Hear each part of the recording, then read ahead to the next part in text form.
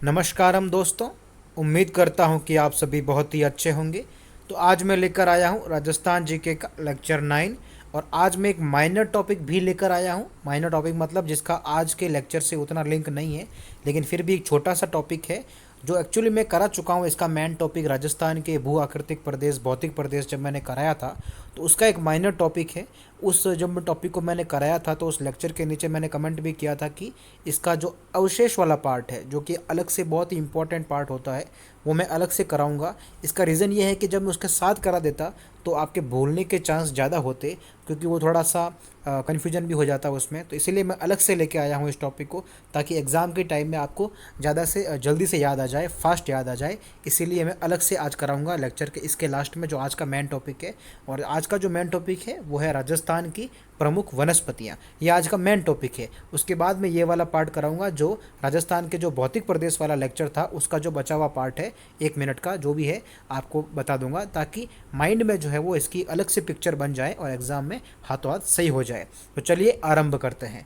तो अब देखिए, राजस्थान की प्रमुख वनस्पतियों में जो सबसे पहली वनस्पति आती है वो है खेजड़ी। बहुत ही इंपॉर्टेंट है। अब इसमें जो सवाल बनते हैं राजस्थान की प्रमुख वनस्पतियां टॉपिक से, वो इस प्रकार से बनते हैं आमतौर पर कि इसके अन्य नाम दे देते हैं वनस्पतियों के और पूछते हैं कि ये कौन सी वनस्पति का नाम है, या इसके अलावा जो वनस्पति के वैज्ञानिक नाम है वो पूछ लेते हैं। तो हमारे माइंड में भी इसी तरह से पिक्चर क्लियर होनी चाहिए। तो अब देखिए, सबसे पहले जो खेजड़ी है, हम सभी जानते हैं कि राजस्थान का राज्य वृक्ष है, तो इसको रेगिस्तान का कल्प वृक्ष भी कहा जाता है, ये आपको पता होना चाहिए। और शमी वृक्ष के नाम से भी जाना जाता है। अब राज्य वृक्ष तो सबको पता है, लेकिन ये कब घोषित किया गया राज्य वृक्ष? तो देखिए, 31 अक्टूबर 1983, यानी कि 31 अक्टूबर 1983 को इसको राजस्थान ने राज्य वृक्ष घोषित किया था। ये डेट और साल दोनों याद रखने हैं।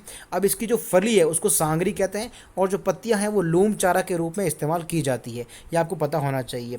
अब इसके अलावा जो अन्य भाषाओं में इसके नाम हैं वो देखिए, सिंधी भाषा में इसको जो खेजड़ी को है वो छौकड़ा कहा जाता है, पंजाबी हरियाणवी में इसको झांटी कहा जाता है, कन्नड़ में इसको बन्नी कहा जाता है। आपको कन्नड़ से इसकी ट्रिक भी बन सकती है कि भाई जो है आधा नव पूरा ना इसमें आ रहा है कन्नड़ में, और जो बन्नी है इसमें भी जो है आधा नव, मतलब 2 बार आ रहा है एन न न, तो आपको ऐसे ट्रिक बना के याद कर सकते हो कि कन्नड़ में बन्नी जो कहा जाता है, और तमिल में देखिए पे में कहा जाता है। अब इसका जो वैज्ञानिक नाम है वो है प्रोसोपिस सिनेरेरिया। प्रोसोपिस सिनेरेरिया, तो ये कैसे याद हो सकता है आपको? तो देखिए, आपको ऐसे माइंड में आप सोच सकते हो कि जो खेजड़ी है वो राजस्थान का राज्य वृक्ष है, और आपने जो सिनेरेरी वर्ड है ये आपके माइंड में आ रहा होगा जब हम सजावट के पिक्चर लगाते हैं तो उसको भी सिनेरी बोलते हैं। तो वहाँ से आपके दिमाग में आ सकता है कि राजस्थान का चूंकि प्रमुख वृक्ष खेजड़ी है, तो उसको राजस्थान की जो सिनेरी है वो भी क्या है? खेजड़ी ही है। तो इससे आपके माइंड में ऐसे बन जाएगा प्रोसोपिस सिनेरेरिया।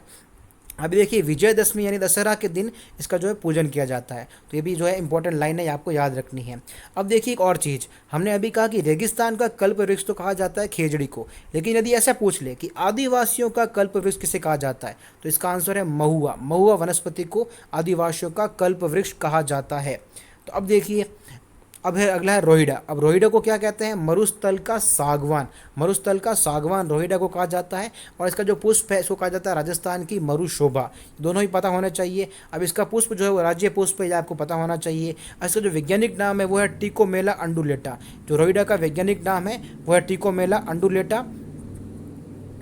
और इसको देखिए, मारवाड़ टीक के नाम से भी जाना जाता है। मारवाड़ टीक के नाम से किसको जाना जाता है? रोहिड़ा को। तो अब देखिए, अगला है लिलोन। इसको सेवण घास के नाम से भी बोलते हैं। रेगिस्तानी क्षेत्रों में बहुत उपयोगी घास है, इसको बोलते हैं लिलोन। इसका जो वैज्ञानिक नाम है वो भी देख लिए, लसियो रूस सीडिकूस। इसका वैज्ञानिक नाम है लसियो रूस सीडिकूस। लिलोन घास का आपको पता होना चाहिए, सेवण घास का। अब ये सेवण घास का था, लेकिन यदि आपको एग्जाम में आ जाए धामण घास, तो कन्फ्यूज़ नहीं होना है, मैंने अलग से लिखा इंग्लिश में ताकि माइंड में पिक्चर क्लियर हो जाए। सेंसरस सिलियरस, ये आपको पता होना चाहिए दामन घास का जो वैज्ञानिक नाम है। अब देखिए, अगला है ढाक पलाश वन।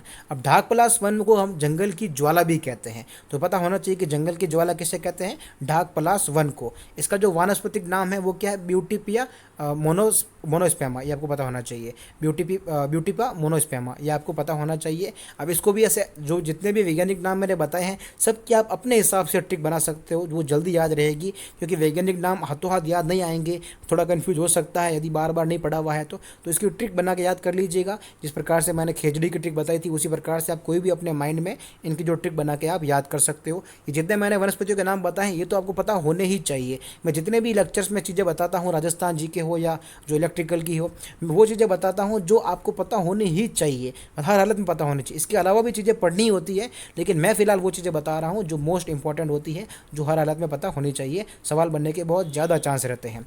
अब बात करते हैं हमारा आज का जो माइनर टॉपिक है, राजस्थान के भौतिक प्रदेश किन के अवशेष हैं। तो राजस्थान के भौतिक प्रदेश लेक्चर में जो करा चुका हूं वैसे मेनली, लेकिन उसमें जो अवशेष वाला पार्ट है मैं अलग से करा रहा हूं, ताकि इंपॉर्टेंट है बहुत ही और एग्जाम में जल्दी याद आ जाए, क्योंकि इसकी अलग से पिक्चर बनेगी दिमाग पे इसलिए। तो देखिए, मैंने आपको उस लेक्चर में बताया था मैप से कि राजस्थान के जो भौतिक प्रदेश है मुख्यतः वह उत्तर पश्चिमी मरुस्थलीय प्रदेश बोलते हैं, फिर अरावली पर्वतीय, फिर पूर्वी मैदानी और फिर यहाँ इस तरफ दक्षिणी पठारी भाग। इस प्रकार से हमने बांट रखा है। अब हमको जो याद रखना है वो क्या चीज़ है, तो देखिए मैंने आपको उसी लेक्चर में बताया था कि जो हमारी धरती है, पहले इसमें सिर्फ लैंड था और चारों ओर समुद्री समंदर था। फिर क्या था, इसमें दो भागों में टूट गया था लैंड और बीच में था 33 सागर।